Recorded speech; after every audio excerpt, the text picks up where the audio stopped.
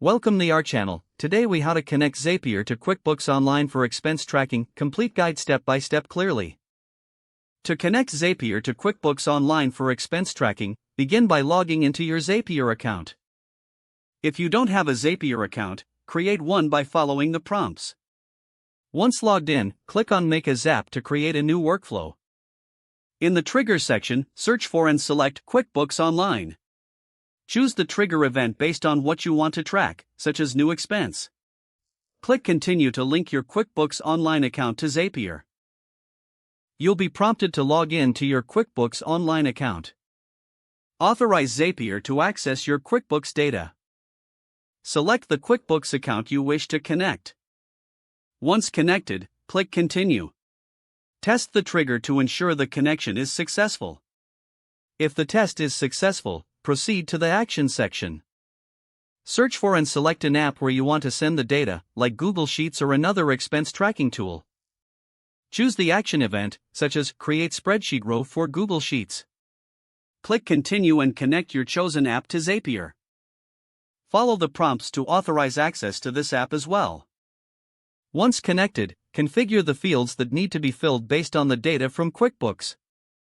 Map the fields accordingly, ensuring that the expense details go to the correct columns. Click Continue to test the action. Run a test to ensure data is being sent correctly to your chosen app.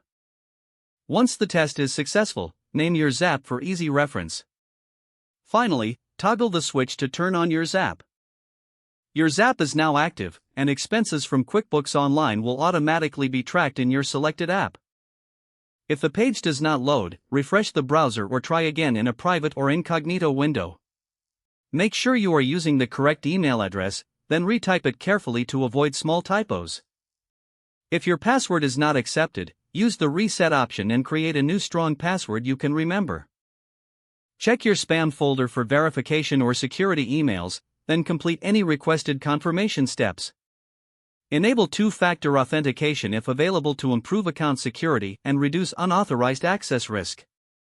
After signing in, review your profile details so your contact information and settings are accurate and current.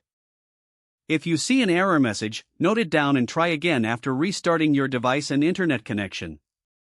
Log out when you finish, especially on shared devices, to keep your account and payment information secure. Don't forget to like this video and subscribe to our channel for more step-by-step tech guides.